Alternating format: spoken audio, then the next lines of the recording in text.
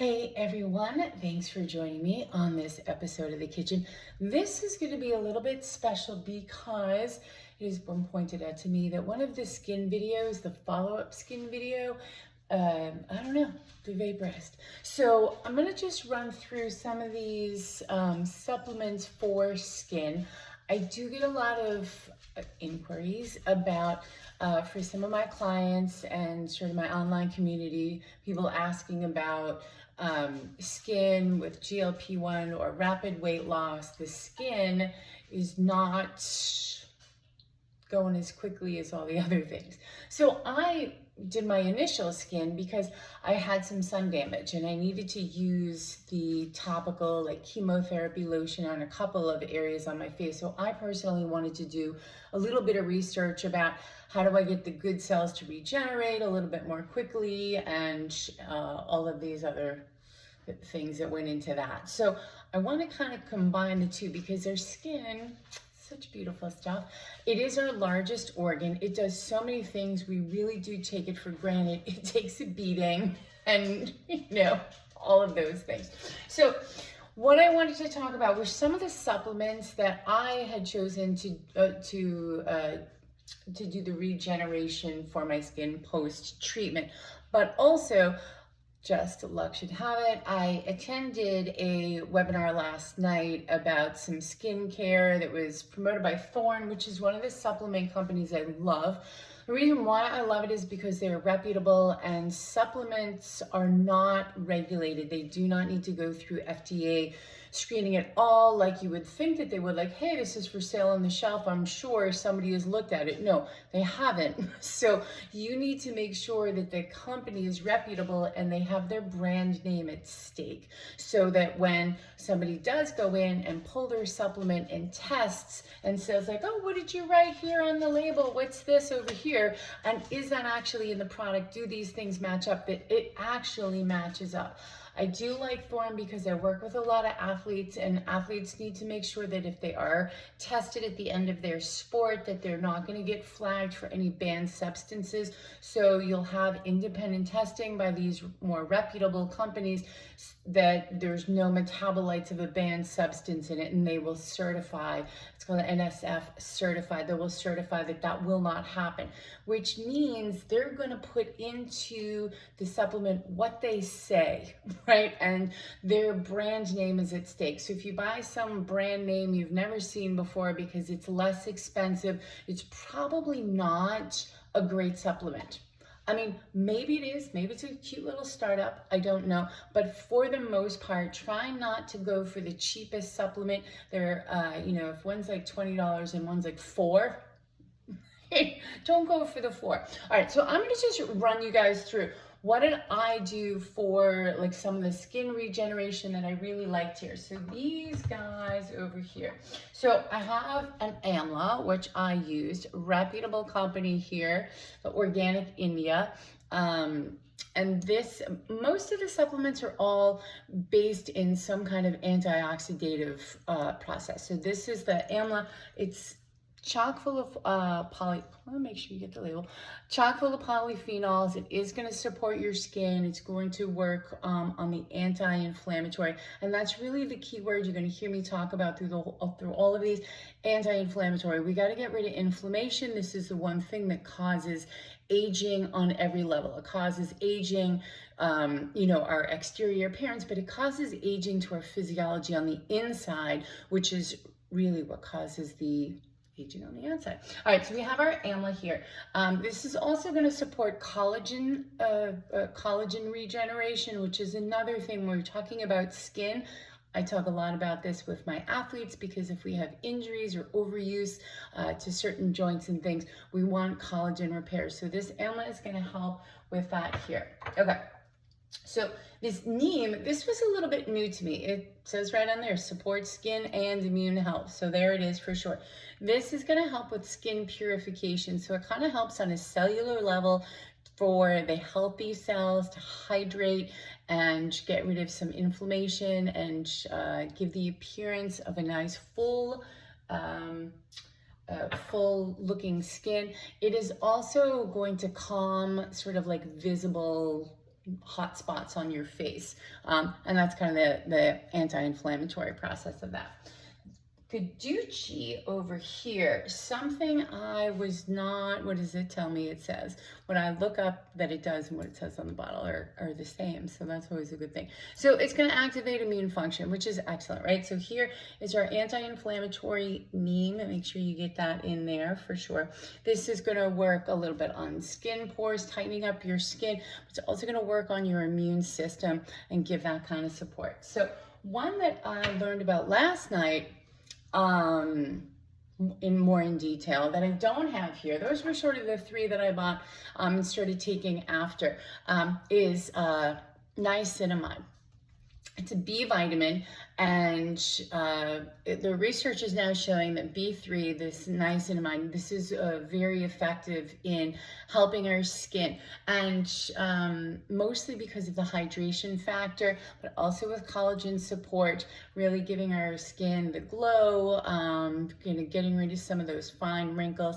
And when I say that, skincare, and they mentioned this last night in the webinar too. So skin is going to come from the inside and the outside. So I forgot to drag out my mineral-based sunblock that I'm now using.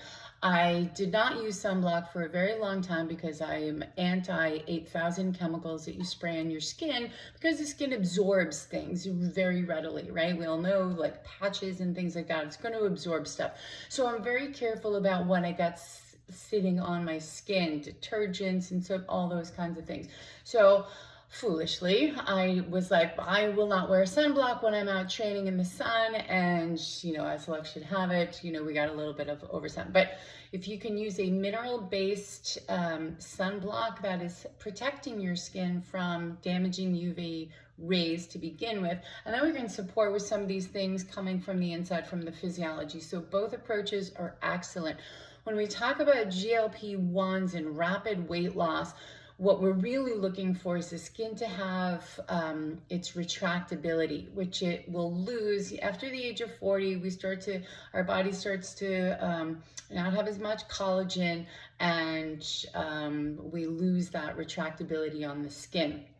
So this is why I'm seeing with some of the GLP-1 users lost tons of weight. I'm so excited. Look at me. I this is great. This is what I've always wanted, but my skin has sort of this droopy kind of look to it. There's, the face gets a little bit like drawn, but then, you're also going to see other areas where it's crepey. So what I have for that situation, I actually had the collagen for athletic purposes, right? So I use the collagen to make sure that I am repairing and just maintaining. I'm pausing because this one I had for one of my favorite people who had an ACL repair, and so I got some extra collagen fit to make sure that the body had all of the ingredients that it needed to go in and fix, right? Which is why I always promote, like, look, we have to eat well, we have to eat all of our micronutrients. Protein and collagen and branched chain amino acids turns out to be very integral when we are talking about GLP-1s, because we want to maintain our body. We just need to get rid of the excess, right? And so making sure with rapid weight loss, the body's always going to go in and tap some muscle. So we always talk about strength training, and I talked about that before in another video, and having enough protein to support building muscle, right? You can't just build a building with no substrate, right? We gotta have some materials to build a building. So if you're strength training, but you're not getting enough protein, you're probably just going in, stressing those muscles to get bigger, and then there's nothing to kind of bolster those muscles, and the body just actually eats that, and it will just stay the same. So if you're somebody who's like, well, I do this strength training, but I'm not really seeing any like muscle growth, I'm not really noticing any differences, then you might want to consider looking at the amount of protein that you're eating. And you also, if you're doing a GLP-1 or you're looking for skin, you really might want to get some collagen. I like this collagen fit. It has branched chain amino acids. It's got the collagen is a peptide. So I really do like this one. Like I said, I purchased this one for post-surgery. Okay, so, and while I'm here, because I said I wanted to talk more about anti-inflammatory, antioxidative process. This is really, when we talk about like aging, or we talk about things like not getting put back together properly, it is because we've got some oxidation and we've got some inflammation. Both of those systems are necessary in the body. However, when they get out of balance, that is where the damage occurs. So if we have an oxidative state, like every time athletics, we go out, we do some training or whatever, we're going to create an oxidative state in the body from energy production.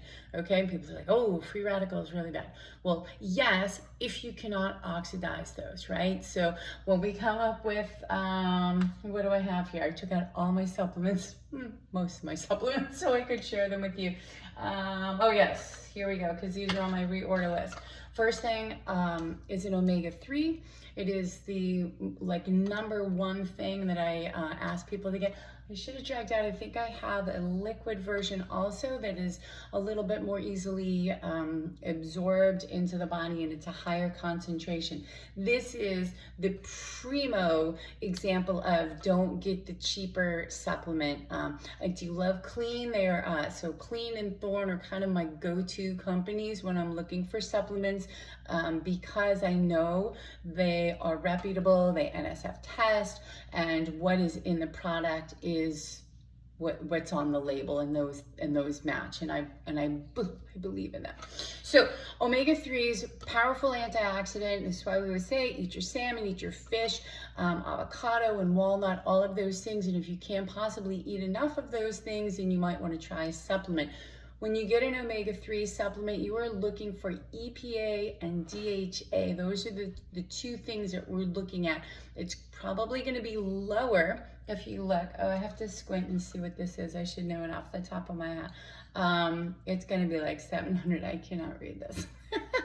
And I know, oh, wait a minute, it's a 500 and 250. Yeah, I knew it. I squinted really hard. I could see it. So 500 EPA, 250 on the DHA. It's a total of 750, which is going to be much lower than what this is probably telling me the overall is like 1200 or something like that. So that's what you want to look at. So if you look at some of those cheaper products, they probably have like an EPA of like 300, DHA of 100. They just diluted the product down. So it is worthwhile to spend a little bit more, because then you need to take a little bit less to get the right dose. So omega-3s, yes. Iron, I love the iron for my vegetarian and vegan clients. Excellent to make sure that you're getting in enough iron, especially if you're female, between the ages of like 15 and 50. You might want to make sure that you're replacing some of the iron that you lose every month. Okay.